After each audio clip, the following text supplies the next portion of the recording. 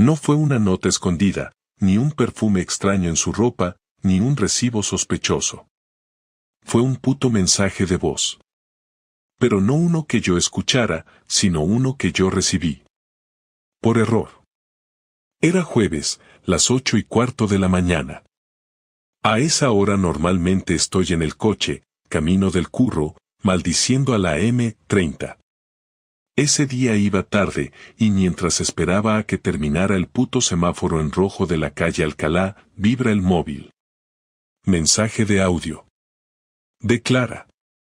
Doy al play sin pensar, esperando algo como oye, compra pan o no te olvides de recoger el pedido del súper. Pero no. Lo primero que escucho es su risa. No esa risa educada que le sale cuando habla con mis padres. La otra. La que yo conocía muy bien. La que siempre venía justo antes de desnudarla. Luego, su voz, bajita, casi susurrando, no sé cómo aguantaste anoche sin volver a tocarme, estaba empapada pensando en ti toda la mañana. Silencio. Me quedé tieso. El audio se paró, y el coche de atrás pitó porque el semáforo se había puesto en verde. Yo seguía con el móvil en la mano, inmóvil, sin poder procesar lo que acababa de escuchar. Había 3 posibilidades. 1. El mensaje no era para mí. 2. Era para mí, pero ella había jugado con mi cabeza de una forma que jamás esperaría. 3. No era para mí, y sí, Clara estaba follándose a otro.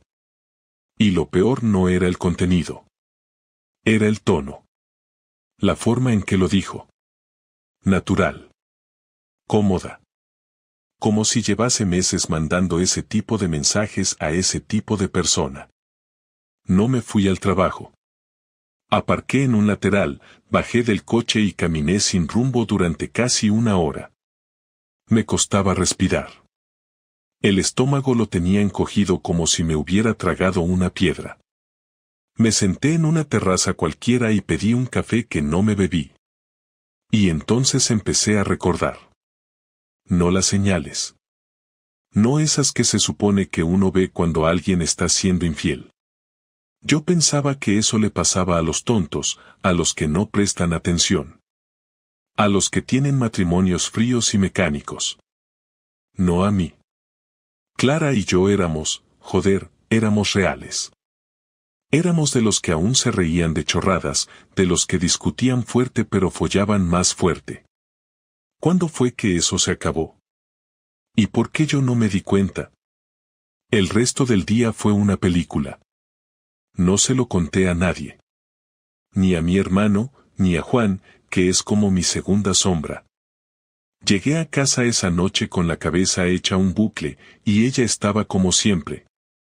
Cena medio hecha, el portátil abierto con algún Excel de sus clases, y la tele de fondo. Me saludó con un beso distraído y me preguntó si me había pasado algo, porque me notaba raro.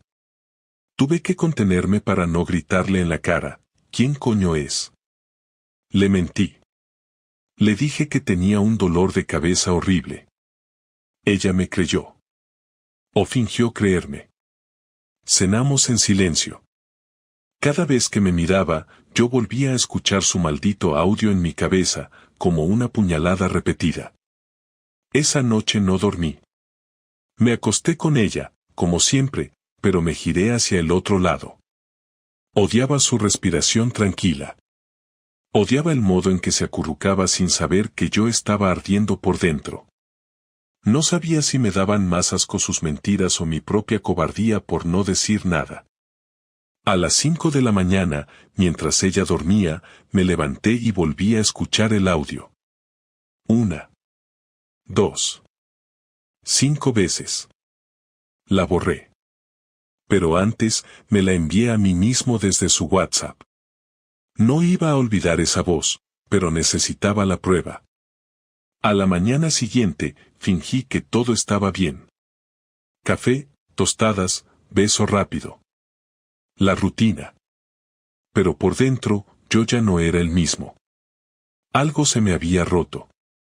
No sé cómo explicarlo, pero es como si se te saliera un tornillo del alma. Empiezas a verlo todo desde otro ángulo. El amor, la confianza, la rutina, todo es cartón mojado.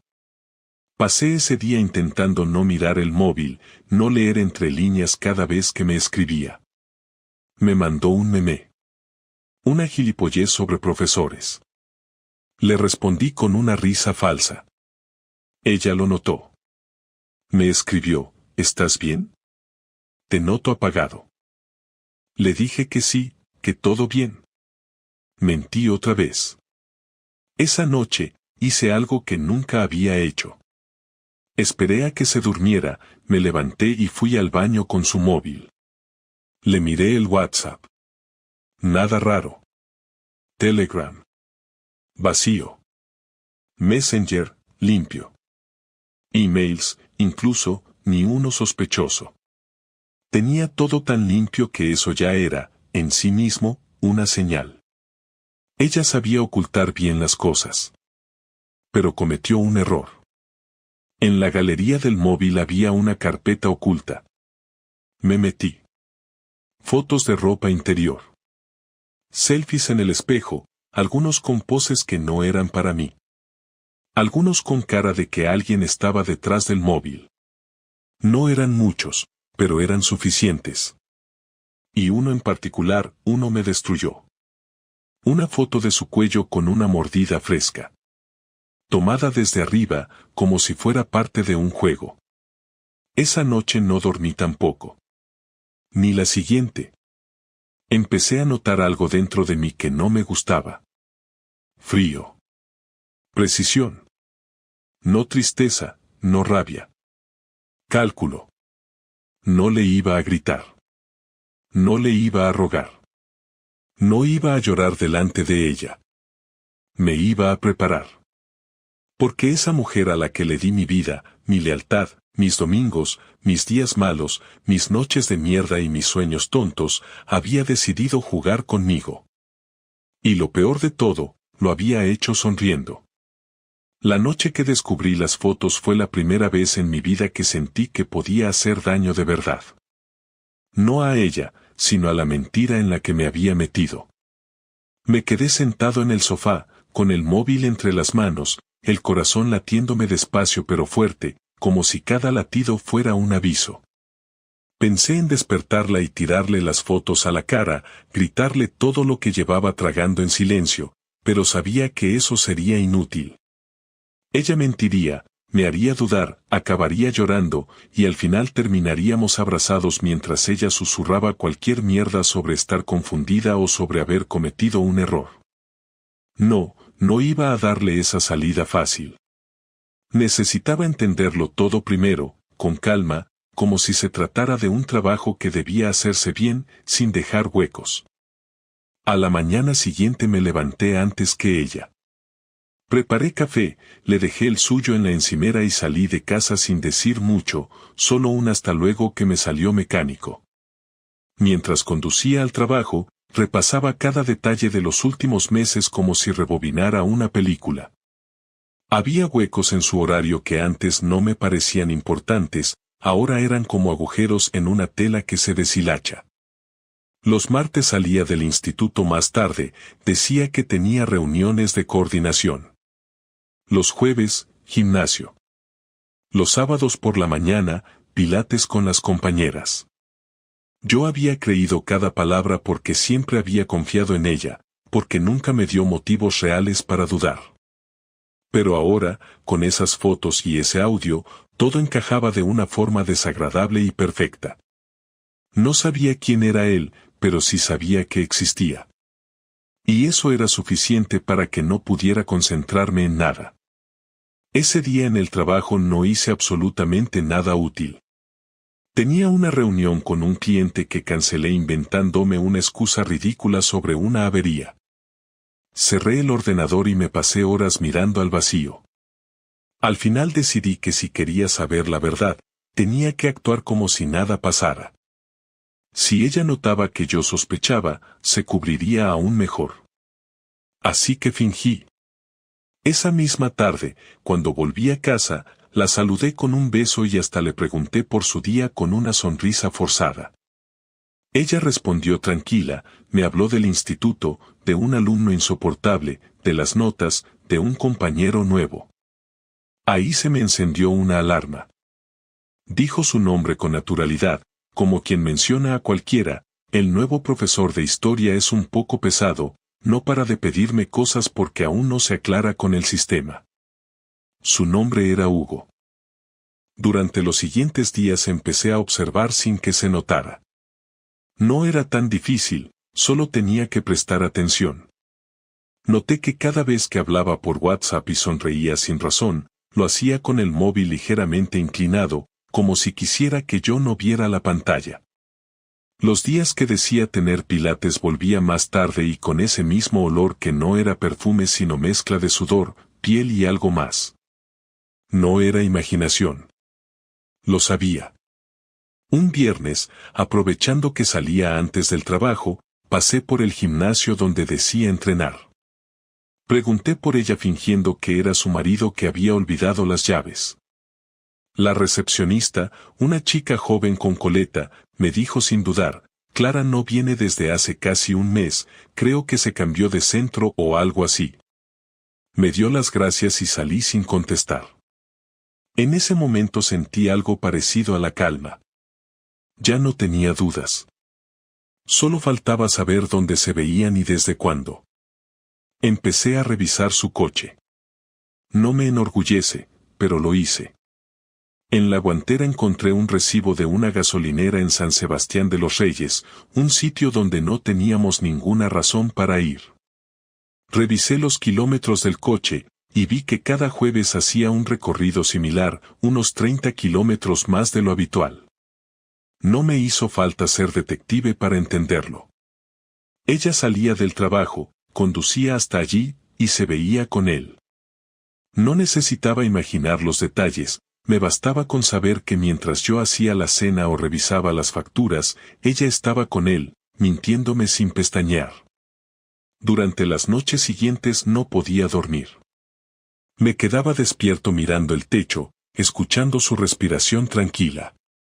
Me preguntaba si pensaría en él mientras dormía a mi lado, si repasaría mentalmente lo que habían hecho, si comparaba. Me di cuenta de que había dejado de sentir pena. Lo que sentía era una mezcla de rabia y curiosidad. Quería verlo. Quería ponerle cara al tipo que se metía en mi cama por la puerta de atrás. Un lunes, Clara me dijo que tenía que quedarse hasta tarde corrigiendo exámenes con el nuevo. La palabra me dio un escalofrío, pero fingí normalidad. Le respondí que no había problema, que yo me encargaba de la cena.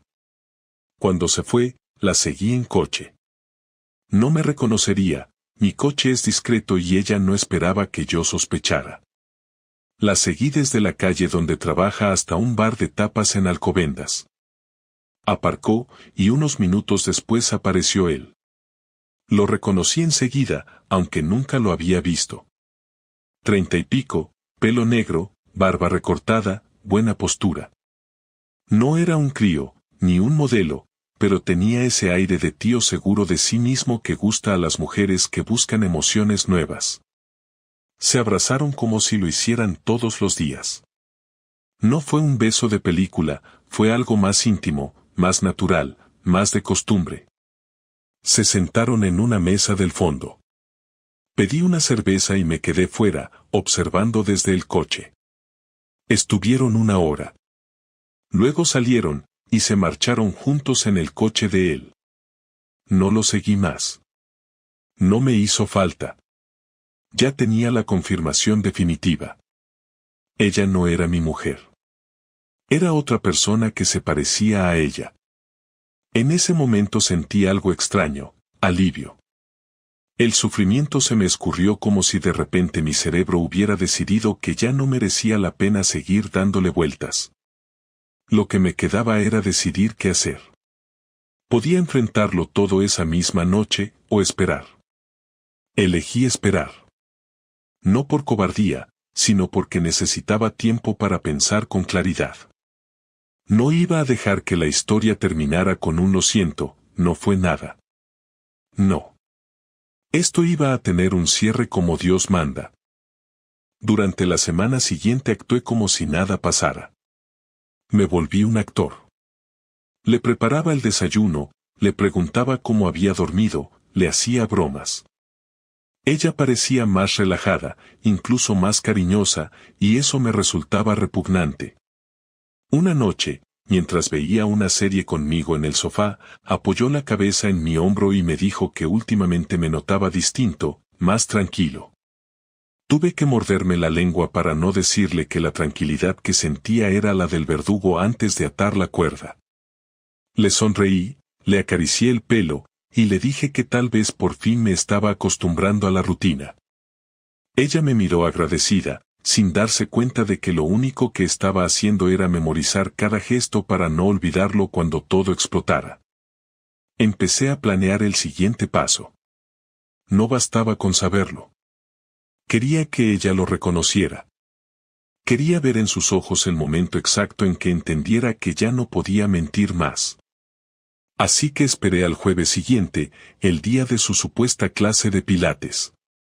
Le dije que me habían cambiado el turno, que saldría más tarde y que no me esperara para cenar.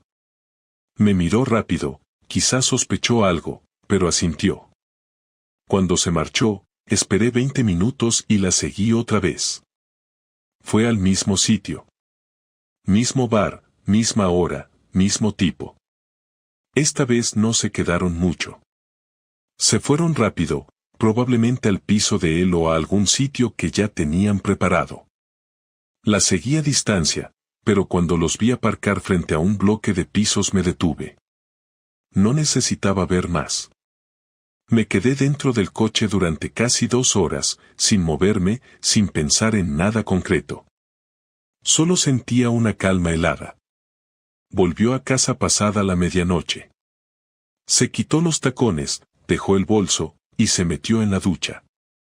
Me acerqué a la puerta del baño y escuché cómo tarareaba una canción mientras el agua corría. Me entró una risa amarga. Pensé en todo lo que había descubierto, en lo que había sentido, y en lo que vendría después. No iba a gritar, ni a llorar, ni a romper nada. Pero tampoco iba a perdonar. Cuando salió de la ducha, se encontró conmigo sentado en la cama. Me miró extrañada y dijo: ¿No dormías? No, contesté despacio. Estaba esperando a que volvieras de pilates. Su cara cambió. No dijo nada durante unos segundos. Ni siquiera tuvo que responder. En ese silencio, supe que todo lo que había intuido era verdad. Y ella también supo que yo lo sabía. Nos quedamos mirándonos sin decir nada durante tanto tiempo que empecé a sentir como el aire se hacía espeso, no por dramatismo ni por tensión de película, sino porque ninguno de los dos sabía cómo romper ese silencio sin destrozarlo todo de una vez. Clara intentó sonreír, un gesto torpe que no le salió bien. Dio un paso hacia mí y soltó un no sé de qué hablas que sonó tan falso que me habría reído si no me doliera tanto. No respondí enseguida, solo la observé. Tenía el pelo todavía húmedo, el cuello marcado con una ligera mancha roja que antes habría pasado por una casualidad pero que ahora solo podía ser lo que era. No quise perder tiempo con rodeos. Le dije directamente que sabía de Hugo, que sabía lo de los jueves, lo del gimnasio, las fotos y los mensajes. Lo dije todo sin levantar la voz, como quien recita un informe. Ella se quedó paralizada unos segundos, luego intentó negar, pero se notaba que buscaba tiempo para pensar. No sabes lo que estás diciendo, respondió, intentando mantener la calma, estás confundido, Hugo es un compañero, no pasa nada entre nosotros. Entonces explícame las fotos, le corté, sin cambiar el tono. Explícame por qué dejas tu trabajo y conduces 30 kilómetros cada jueves para ver a un compañero. Se sentó en la cama y empezó a llorar. No esos llantos sinceros que rompen el pecho, sino uno contenido, medido, como si esperara que el llanto sirviera de cortina. Dijo que las cosas entre nosotros estaban mal desde hacía meses, que se sentía sola, que yo estaba distante. No lo dijo con rabia, lo dijo como si estuviera repasando un guión aprendido. Yo la escuchaba, pero cada palabra me alejaba más. Cuando terminó, me limité a preguntarle si seguía viéndolo. No me respondió. Bajó la mirada y se quedó en silencio. Eso fue suficiente. No recuerdo cuánto tiempo pasó después de eso, solo sé que me levanté, fui al salón y me serví un whisky. Ella apareció detrás de mí unos minutos después. Me pidió que no hiciera nada de lo que luego me arrepintiera, que podíamos hablarlo, que todavía se podía arreglar. Le respondí que no había nada que arreglar, porque para arreglar algo primero tiene que existir, y lo que teníamos ya no existía. Me pidió que le diera tiempo, que las cosas se le habían ido de las manos. Le dije que no necesitaba tiempo, que lo que necesitaba era decencia, y eso ya no lo tenía. Durante los días siguientes la casa se convirtió en una especie de campo neutral donde cada movimiento era una provocación. Dormíamos en la misma cama, pero no nos tocábamos, no nos mirábamos, no hablábamos más allá de lo necesario. Me convertí en alguien que solo observaba. La veía escribir en su móvil con cuidado, irse a trabajar con ese mismo olor que ya me resultaba insoportable, volver y fingir normalidad. A veces intentaba iniciar una conversación, preguntarme si quería cenar o si había dormido bien, y yo respondía con frases secas, solo lo justo para mantener una apariencia de convivencia. Sabía que la historia no podía quedarse así, que llegaría el momento en que tendría que hacer algo, pero todavía no había decidido qué. Un viernes me llamó Hugo. No sé cómo consiguió mi número, pero lo hizo. Me quedé en silencio unos segundos antes de contestar. Su voz era tranquila, como si habláramos de cualquier tontería. Me dijo que quería hablar conmigo en persona, que no pretendía faltarme al respeto y que necesitaba aclarar las cosas. No me enfadé. Le dije que si quería verme, podía venir a mi casa. Quedamos esa misma tarde. Clara no sabía nada. Cuando llegó, ella aún estaba en el trabajo. Abrí la puerta y lo vi tal como lo recordaba, tranquilo, seguro de sí mismo, con esa actitud de quien cree que tiene la situación bajo control. Entró, le ofrecí café y se sentó en el sofá. No he venido a provocarte, me dijo. Sé que sabes lo que ha pasado y no quiero esconderme. Clara y yo no planeamos nada, simplemente ocurrió. Le respondí que me ahorrara los detalles, que no necesitaba justificaciones ni discursos sobre sentimientos inevitables. Quería saber si pensaba seguir viéndola. Me miró directo, sin pestañear, y me dijo que no lo sabía, que dependía de ella, que no quería hacer daño a nadie pero que tampoco iba a mentir sobre lo que sentía. Lo escuché sin interrumpirlo, no porque me interesara lo que decía, sino porque quería verle la cara mientras lo decía. Cuando terminó, le pedí que se fuera. Antes de irse, me ofreció la mano. No se la di. Cuando Clara volvió y vio su coche aparcado fuera, se le cayó el alma a los pies. Entró con el rostro pálido y me preguntó si había estado aquí. Le dije que sí. Se echó a llorar otra vez, esta vez sin control. Le pregunté si valía la pena, si él realmente era lo que ella creía. No contestó. Se limitó a repetir que lo sentía y que no había querido que todo terminara así. Esa noche me fui a dormir al sofá. A la mañana siguiente, ella no estaba. Me dejó una nota diciendo que necesitaba unos días para pensar. No la llamé. Durante ese fin de semana me quedé solo, y esa soledad me ayudó a ordenar las ideas. No quería venganza, al menos no del tipo que deja heridas físicas o escenas ridículas. Quería que entendiera lo que había perdido, pero sobre todo quería salir limpio, sin arrastrar la miseria de su traición. Así que empecé a preparar lo que vendría después. Llamé a un abogado amigo mío y le conté lo básico, sin entrar en detalles personales. Me explicó cómo proteger mis bienes, cómo mover las cuentas y cómo dejar constancia de la infidelidad en caso de que el divorcio se complicara. Lo hice todo sin decírselo a nadie. Clara volvió el lunes por la noche. Parecía más tranquila.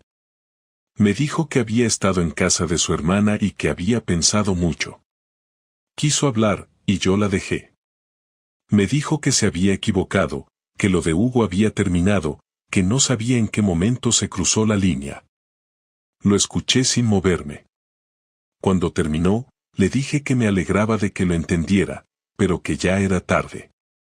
Me pidió que no lo dijera como si todo estuviera decidido, que podíamos ir a terapia, que podíamos intentar reconstruir. Le respondí que no se puede reconstruir algo que ya no existe, y que lo único que podíamos hacer ahora era resolverlo de forma civilizada. Esa noche ella durmió en el dormitorio, yo en el salón. A la mañana siguiente me encontré con que había preparado café y tostadas, como si nada hubiera pasado. Me senté frente a ella, y por primera vez en días la miré directamente. Le dije que la próxima semana presentaría los papeles del divorcio y que quería hacerlo sin escándalos. No reaccionó enseguida. Se le escapó una lágrima, pero no dijo nada.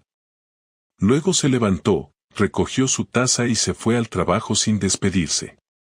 Las siguientes jornadas fueron una rutina extraña. Ella intentaba comportarse con normalidad, pero ya no tenía sentido. Yo hablaba con el abogado, con el banco, con la gestoría, y cada paso me hacía sentir más libre, aunque al mismo tiempo me pesaba la idea de perder lo que había sido mi vida durante casi una década. A veces, cuando estaba solo, pensaba en los primeros años, en los viajes, en las cenas, en las risas sin esfuerzo. Todo eso se había convertido en ruido de fondo. Una tarde, mientras revisaba unos papeles en el salón, ella llegó antes de lo habitual. Traía una bolsa con la compra y 2 cervezas. Dijo que necesitábamos hablar de verdad, sin reproches.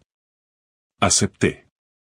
Se sentó frente a mí, abrió las botellas y me miró sin parpadear. Dijo que no quería perderlo todo, que sabía que me había destrozado, que no pretendía que la perdonara pero que no soportaba la idea de que todo terminara con odio. Le contesté que ya no la odiaba, que lo que sentía era otra cosa, algo más seco, como si se me hubiera agotado el afecto. Le pregunté si aún veía a Hugo. Dijo que no, que había terminado con él el mismo día que me enfrenté a ella. No sé si era verdad, y sinceramente, ya me daba igual. Cuando terminamos de hablar, recogió la mesa y me dio las gracias por escucharla. Fue un gesto extraño, casi cortés. Me pidió que no me adelantara con los papeles, que necesitaba procesarlo. No respondí. Esa noche se quedó dormida en el sofá. La miré un rato, y me di cuenta de que ya no sentía nada. Ni rabia, ni tristeza, ni deseo. Solo una especie de distancia que no se puede medir con palabras. Al día siguiente me levanté temprano, preparé una maleta pequeña y salí de casa sin hacer ruido. No tenía un destino exacto, solo necesitaba alejarme. Conduje hasta Toledo y me quedé en un hostal barato. Encendí el móvil, vi varios mensajes suyos, todos iguales, que volviera, que habláramos, que no podía entender que todo acabara así. No respondí. No porque quisiera castigarla, sino porque por fin entendía que ya no había nada que decir. La decisión estaba tomada, y aunque doliera, era la única que tenía sentido. Al tercer día de estar en Toledo, Clara apareció en la puerta del hostal. No me molesté en preguntarle cómo me había encontrado, supuse que habría revisado el historial del navegador o tal vez simplemente me conocía lo suficiente como para adivinar a dónde iría. Vestía como si viniera de trabajar, aunque no tenía aspecto de haber puesto un pie en el instituto. Entró sin pedir permiso, se sentó en la silla frente a la cama y no habló durante varios minutos. Yo seguí leyendo un documento del abogado en el portátil, fingiendo que no me afectaba su presencia, aunque cada segundo se hacía más denso que el anterior. Finalmente, me dijo que no estaba allí para convencerme de nada, que entendía que había cruzado una línea sin retorno, pero que antes de aceptar el final necesitaba saber qué iba a pasar con todo. Con la casa, con las cuentas, con el coche, con los muebles, con los años que habíamos compartido, como si eso fuera un contrato con letra pequeña. Me hizo una lista mental de temas que tenía preparados como si viniera a negociar la separación de una empresa. Le respondí que no se preocupara, que ya tenía todo hablado con el abogado, que recibiría lo que le correspondía y que no pensaba pelearme por cosas materiales. Eso pareció incomodarla más que si le hubiera gritado. Tal vez esperaba una escena, una reacción, un gesto que le diera alguna señal de que todavía me importaba, aunque fuera para bien o para mal. Pero no le di nada. Le pregunté si aún no veía. Ella dijo que no, que después de la última conversación conmigo, se habían distanciado. Añadió que él tampoco quiso seguir, que le dijo que esto no iba a terminar bien para ninguno de los dos, que ella estaba demasiado rota y que él no era la solución a nada. No supe si creerle, pero tampoco me interesaba. No necesitaba saber si el otro estaba dentro o fuera de su vida, lo que necesitaba era dejar atrás ese círculo en el que todo olía a traición. Después de esa conversación, Clara regresó a Madrid. No intentó quedarse, ni alargar el momento, ni lloró como había hecho otras veces. Cerró la puerta del hostal y se fue como alguien que entiende por fin que ha perdido. Yo permanecí en Toledo 2 días más. Hablé con mi hermano por teléfono, le conté lo esencial sin entrar en detalles, y me ofreció quedarme unos días en su casa. Lo rechacé. Necesitaba estar solo. Aproveché ese tiempo para organizar mi cabeza, para revisar los últimos movimientos del banco, para establecer las nuevas condiciones del alquiler del piso y para preparar el traslado de algunas cosas que pensaba llevarme conmigo. No quería volver a esa casa, pero sabía que era necesario hacerlo una última vez. Volví un lunes, por la tarde. Clara no estaba. Había recogido algunas de sus cosas, no muchas. Se notaba que no sabía qué llevarse, como si aún dudara si era el final definitivo. Abrí las ventanas, saqué bolsas de basura llenas de papeles viejos, libros compartidos que no quería volver a ver, ropa que ya no decía nada. Dejé una caja con sus cosas en el pasillo. No escribí ninguna nota, no pegué ningún mensaje sentimental. Solo una caja con su nombre y dentro lo que me parecía suyo, o lo que ya no quería que estuviera conmigo. Durante esa semana me dediqué a cerrar los últimos asuntos. Pasé por el banco a modificar las cuentas, separé mi nómina, anulé tarjetas compartidas, hablé con el casero para avisarle de que dejaría el piso en menos de un mes. Llamé a una empresa de mudanzas y preparé una lista de lo que llevaría y lo que dejaría. Decidí quedarme con el sofá, el escritorio y mi cama. Lo demás no me importaba. La nevera, la lavadora, la mesa del comedor, todo eso podía quedarse para ella o acabar en la basura. Mi intención era empezar de cero, con lo mínimo, pero sin cargas innecesarias. Un viernes por la noche, mientras terminaba de guardar documentos en una carpeta, sonó el timbre. Era Clara. Venía sin maquillaje, con el pelo recogido y una expresión que ya no conocía. Me pidió pasar unos minutos. Asentí. Se sentó en el sofá, cruzó las piernas, y me dijo que había venido porque quería contarme algo que no había dicho antes. La miré sin interrumpirla. Me dijo que el asunto con Hugo había comenzado hace más tiempo del que yo pensaba, que no fue un error reciente, ni una decisión impulsiva, sino algo que fue creciendo con lentitud. Dijo que no lo justificaba, que no me lo contaba para que la entendiera, sino porque sentía que debía ser honesta al menos una vez. Me preguntó si había algo que yo quisiera decirle, no sobre el divorcio, sino sobre nosotros, sobre lo que habíamos sido. Le dije que no, que lo que necesitaba decirle ya lo había hecho con mis actos. Se quedó callada. Luego preguntó si me había acostado con alguien durante todo este tiempo. Le respondí que no, que nunca lo hice mientras estábamos juntos, ni durante la etapa en que ya todo se había roto. Me creyó, porque sabía que no tenía razones para mentirle. Antes de irse, me miró y me dijo que si algún día me cruzaba con ella por la calle, esperaba que pudiera saludarla sin rencor. Le dije que no podía prometerlo. Se fue sin añadir nada más. Esa fue la última vez que la vi en persona. La mudanza fue tranquila. Los tipos de la empresa trabajaron rápido. En 2 horas ya tenía todas mis cosas en el nuevo piso. Era pequeño, sencillo, sin adornos, pero me gustaba. Era mío. Me pasé los primeros días ordenando cajas, instalando la cama, conectando el router, colgando cuadros que había tenido guardados en el trastero desde hacía años. No tenía prisa. Hacía todo despacio, como si necesitara darle sentido a cada objeto, como si cada tornillo que ajustaba fuera una manera de recuperar el control. Una noche, mientras cenaba solo viendo la televisión, me llegó un correo. Era de Clara. No era largo, apenas 3 párrafos. Decía que no esperaba respuesta, que solo quería agradecerme no haber hecho de la separación una guerra. Me deseaba suerte. No la respondí. No por orgullo, sino porque ya no había nada más que añadir.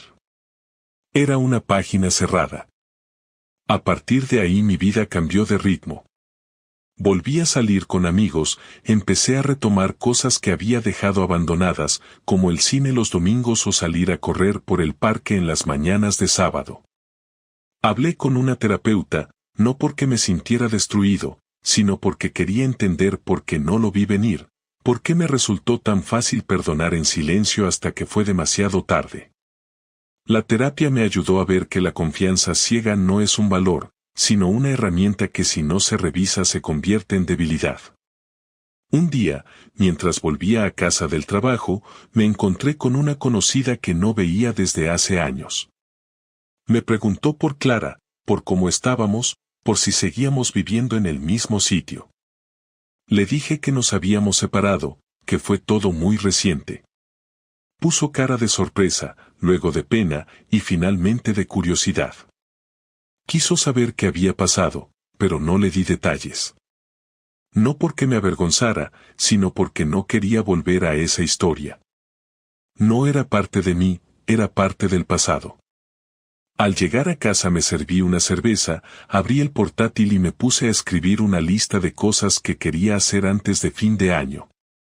No era nada ambicioso, viajar a Lisboa, cambiar de móvil, terminar un libro que había empezado en enero y nunca retomé, invitar a cenar a mis padres, plantar algo en el balcón. Pequeñas cosas. Todas mías. Todas posibles. Me di cuenta de que la vida, incluso después del desastre, no se detiene. Simplemente toma otra forma. Y aunque no se tratara de felicidad inmediata ni de redención, sí era un comienzo real. Algo que podía sostener con las manos sin que se deshiciera al primer contacto. Por primera vez en mucho tiempo, sentí que lo peor ya había pasado. Y eso era suficiente. 3 semanas después de haberme instalado en el nuevo piso, recibí una llamada que no esperaba. Era el director del instituto donde trabajaba Clara. Me sorprendió tanto que tardé un momento en contestar. Me dijo que sabía que ya no vivíamos juntos pero que había surgido un problema que necesitaba comentar conmigo. Dijo que no era una cuestión administrativa, que era algo más complicado. Al principio dudé, no entendía por qué me llamaba a mí si Clara estaba viva, trabajando y en pleno uso de su móvil. Pero el tono de su voz no era casual, tenía ese matiz de quien quiere soltar una bomba pero no sabe cómo hacerlo. Le pedí que fuera directo. Me dijo que Clara había sido denunciada por mantener una relación inapropiada con un compañero del centro, concretamente Hugo. No lo nombró con apellidos, pero no hacía falta. Al parecer, un grupo de padres había detectado ciertas conductas entre ellos durante el horario laboral que consideraban poco profesionales. A eso se sumaban ciertos comentarios que circulaban entre los alumnos mayores, chismes que ya habían llegado a dirección y que amenazaban con salirse de control. Me dijo que la inspección educativa estaba al tanto y que Hugo había sido apartado temporalmente mientras se evaluaban los hechos. Yo escuchaba todo sin intervenir, sin reaccionar siquiera. No me alegraba ni me indignaba. Simplemente trataba de entender por qué me lo contaba a mí. Fue entonces cuando me dijo que Clara, en su declaración, había mencionado que estaba atravesando un proceso personal complicado y que quizás eso había influido en su comportamiento. Lo decía como si fuera una forma de justificarlo todo. El director me pidió que si por algún motivo me requerían como testigo, estuviera disponible. Acepté sin preguntar más. Cuando colgué, me quedé sentado en la mesa del comedor sin moverme. Pensé en cómo las cosas se habían deteriorado tan rápido. Si alguien me hubiera dicho un año antes que la mujer con la que dormía cada noche terminaría envuelta en un escándalo en su trabajo, me habría reído. Pero ahí estaba, recibiendo llamadas que no quería, oyendo nombres que ya no me pertenecían pero que seguían flotando en mi entorno como si me tocaran. No la llamé. No le escribí. No pregunté cómo estaba. Días después, ella apareció en mi edificio. Llamó al portero y pidió subir. Me negué. No la quería ver. Me dejó un mensaje diciendo que no venía a molestarme, que solo quería dejarme algo importante. Le pedí que lo dejara en conserjería. Bajé media hora después y allí estaba, una carpeta azul con papeles y una carta. Subí con ella y me senté en el escritorio. Revisé primero los documentos. Eran fotocopias de correos que había intercambiado con Hugo, conversaciones que ella misma había impreso. No entendí el motivo de mostrarme todo eso ahora. Había referencias a citas, a lugares, incluso algunas discusiones sobre si él quería formalizar la relación o no. La mayoría eran recientes, posteriores a nuestra separación. Era claro que ella seguía viéndolo pese a haberme dicho que ya no. La carta era corta. Decía que había pensado mucho y que necesitaba que yo supiera toda la verdad. Que su relación con Hugo había continuado después de nuestra ruptura, pero que ahora, con todo lo ocurrido en el instituto, él la había dejado sola, se había apartado para no verse afectado. Añadía que no me pedía ayuda, ni consejo, solo que supiera que ella ya no tenía a nadie. Terminaba con una frase que me pareció forzada: sé que no merezco nada de ti, pero necesitaba contártelo. No respondí. Guardé los papeles en un sobre y los dejé en el fondo de un cajón que no abría casi nunca. Una semana después, volví a recibir una llamada, esta vez de la madre de Clara. No solíamos hablar, ni siquiera cuando las cosas iban bien. Me saludó con voz apagada. Me preguntó si podíamos vernos para hablar. Acepté por cortesía, no por interés. Nos encontramos en una cafetería cerca de mi piso. Ella llegó puntual, con un abrigo gris que le quedaba grande, y pidió un té sin azúcar. Me dijo que estaba muy preocupada por Clara, que desde que la apartaron del instituto no salía de casa, no comía bien, que había empezado a tomar pastillas para dormir y que pasaba el día entero encerrada en el salón. Me preguntó si podía hablar con ella, animarla, convencerla de que no todo estaba perdido. Le dije que ya no tenía ningún papel en su vida, que todo eso había quedado atrás. Ella me insistió, me dijo que Clara se sentía hundida, que hablaba de mí todo el tiempo, que decía que se había equivocado y que yo era la única persona con la que alguna vez había sentido estabilidad. Cuando terminó de hablar, me preguntó si había alguien más en mi vida. Le dije que no. Me preguntó si pensaba rehacer mi vida. Le respondí que lo haría cuando me apeteciera, no cuando alguien esperara que lo hiciera. Me pidió disculpas si estaba siendo invasiva. Le dije que lo entendía, que su preocupación era legítima, pero que ya no tenía sentido pedirme algo que no estaba en mis manos. Terminamos el té en silencio. Al salir, Nos despedimos sin abrazos, solo con un leve gesto de cabeza. Después de ese encuentro, empecé a notar una presión extraña en mi entorno. Amigos que preguntaban si estaba seguro de no hablar con ella, mensajes de conocidos que me decían que era una lástima cómo había terminado todo. Incluso un compañero del trabajo, que conocía la historia solo por encima, me dijo que tal vez debía replanteármelo. A todos les respondí con la misma frialdad. Les dije que lo que había pasado era irreversible y que no necesitaba consejos. Un sábado por la noche, Clara me llamó. No por error, ni con excusas. Directamente. Contesté por inercia. Me dijo que necesitaba verme, que no iba a rogar, pero que tenía que decirme algo en persona. Le dije que no. Me agradeció haber escuchado y colgó. Me quedé con el teléfono en la mano unos minutos. No sentía lástima, ni rabia. Lo que sentía era algo nuevo, como una especie de resignación tranquila. Pasaron los días y dejé de pensar en todo. Me enfoqué en mi trabajo, en mi salud, en pequeños detalles que antes ignoraba. Cambié la decoración del piso, pinté una de las paredes, me apunté a un curso de cocina por simple curiosidad. Comencé a escribir en un cuaderno cosas que quería recordar de ahora en adelante, no del pasado, sino de lo que aún quería vivir. No tenía interés en revivir viejas historias ni en buscar nuevas. Me sentía bien solo. No era tristeza. Era algo más parecido a la recuperación. Algo que ocurre en silencio, sin que nadie lo aplauda, sin necesidad de que el mundo lo sepa. Clara se fue convirtiendo en un nombre más, en una etapa que pasó, que tuvo su peso, pero que ya no marcaba el ritmo de mis decisiones. Un día, sin avisar, me llegó una carta certificada. Era el aviso oficial del procedimiento disciplinario contra Hugo, con mi nombre citado como parte del expediente, no como testigo directo, sino como expareja. No supe si reír o romper el papel. Llamé al abogado. Me dijo que no debía preocuparme, que no tenía obligación de testificar si no lo deseaba. Firmé el documento que lo confirmaba y lo devolví. Fue el último acto administrativo vinculado a esa historia. Después de eso, cerré la carpeta, literalmente y en mi cabeza. No había nada más que hacer.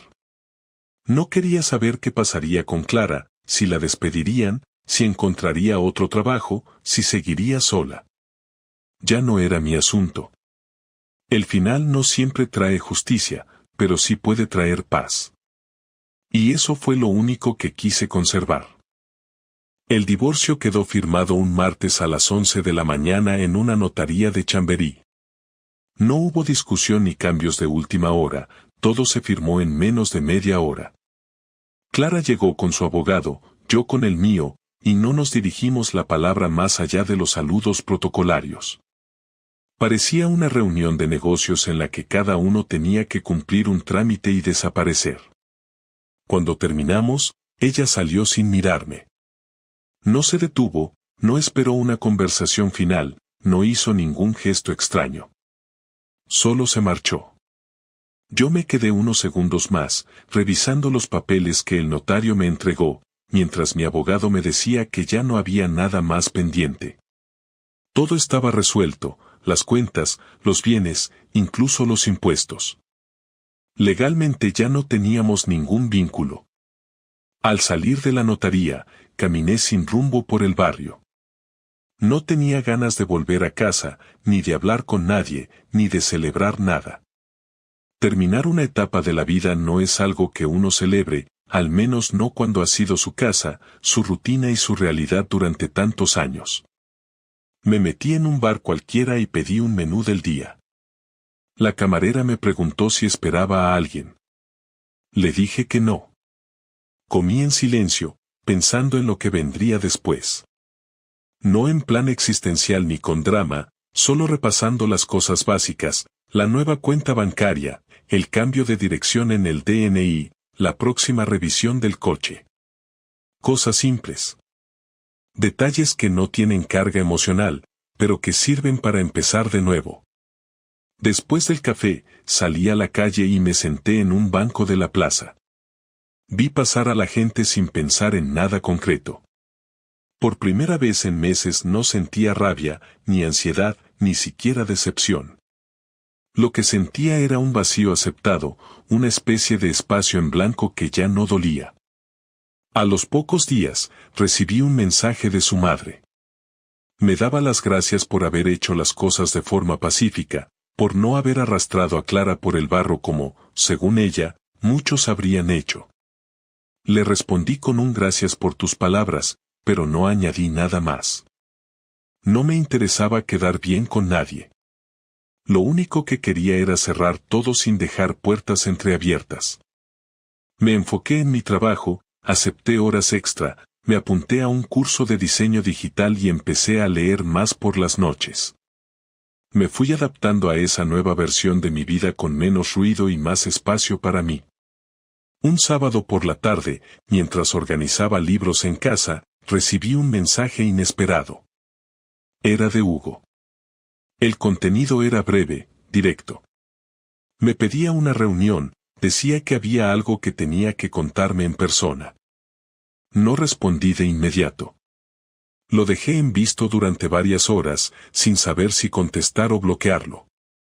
Finalmente, le dije que podíamos vernos al día siguiente en una cafetería del centro, cerca de la Gran Vía, a las 12 del mediodía. No porque quisiera hablar con él, sino porque había algo que me picaba la curiosidad. ¿Qué podía querer decirme ahora, con todo ya resuelto? Llegué puntual. Él ya estaba ahí. No se levantó, me saludó con un leve movimiento de cabeza. Me senté, pedí un café solo, y esperé a que hablara. Me dijo que me agradecía haber venido, que sabía que no tenía derecho a pedirme nada, pero que había cosas que había callado y ya no quería llevar encima. Le pedí que no se hiciera el interesante, que si tenía algo que decir, lo soltara ya. Bajó la mirada y empezó a contarme que Clara le había dicho desde el principio que nuestra relación estaba acabada, que dormíamos en habitaciones separadas, que solo seguíamos juntos por comodidad económica. Aseguró que creyó en todo lo que ella le dijo, que se metió en esa historia pensando que no estaba destruyendo nada. Yo lo escuchaba sin reaccionar. Me dijo que ahora sabía que todo había sido distinto, que Clara le había mentido a él también, que nunca terminó conmigo cuando empezó con él y que se lo ocultó hasta que yo lo descubrí todo. No le respondí con ironías ni con reproches. Le pregunté si creía que eso lo hacía menos responsable.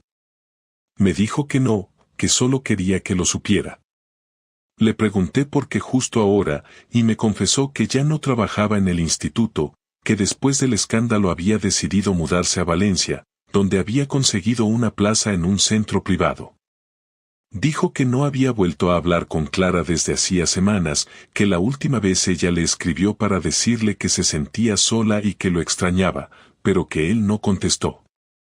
Me dijo que había sido una relación tóxica desde el principio, que los momentos buenos no compensaban el lío en el que acabaron. Cuando terminó, me ofreció pagar el café. Rechacé. Le dije que cada uno debía pagar lo suyo, como siempre debió haber sido. Nos despedimos sin apretón de manos. Salí de la cafetería y no volví a pensar en él. Ni en sus motivos, ni en sus sentimientos. Su historia me era indiferente. Lo que Clara hubiera hecho con él después de mí no me tocaba. Lo único que me importaba era que, por fin, ya no tenían peso en mi vida. Esa noche dormí mejor que nunca. No porque me alegrara su fracaso, sino porque entendí que la historia estaba completamente cerrada. No había más capítulos, no había más sorpresas. Al día siguiente, abrí una carpeta nueva en mi portátil y guardé en ella todos los archivos relacionados con el divorcio, las copias de correos, las pruebas, las conversaciones, incluso la carta que Clara me dejó en Toledo. La guardé sin revisar nada.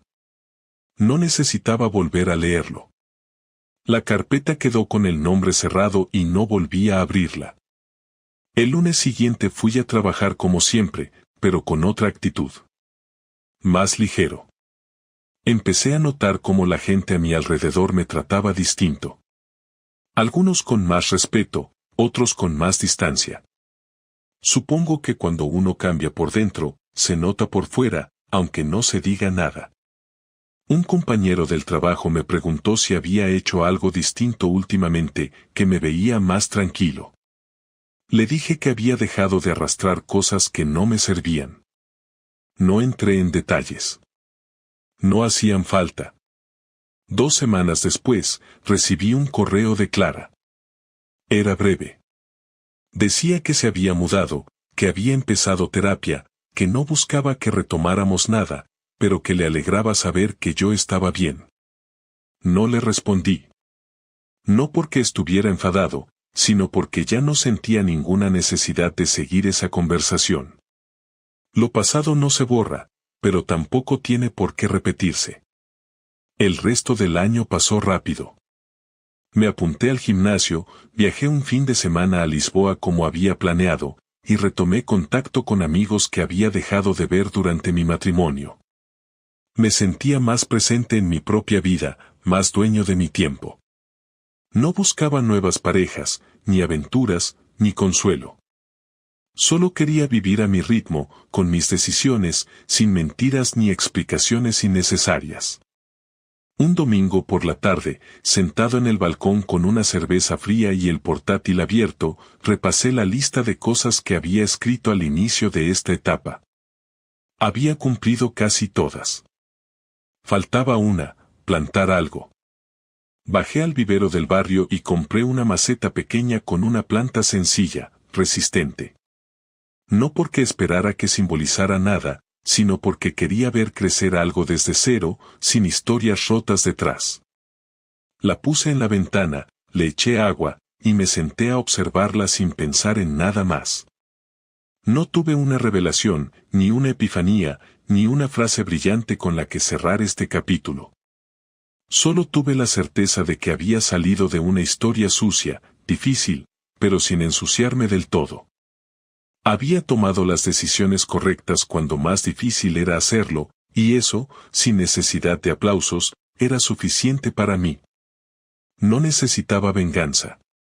Solo necesitaba recuperar mi lugar. Y lo había hecho. Sin ruido. Sin espectáculo. Solo con pasos firmes. Y ahora, por fin, podía caminar sin mirar atrás.